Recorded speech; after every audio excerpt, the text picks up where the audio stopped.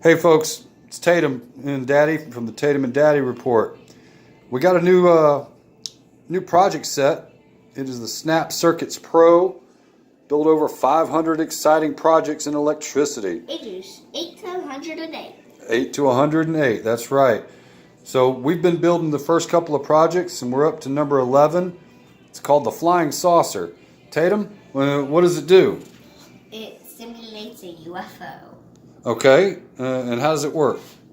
You just turn it on and... Whoa! Oh, the propeller goes flying off like a flying saucer, which are also hard to catch.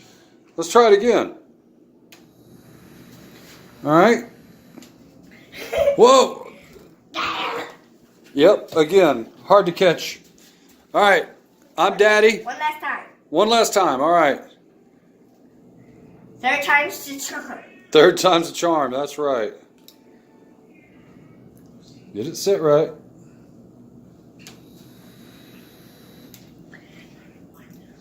Oh, he caught it. Excellent. Excellent.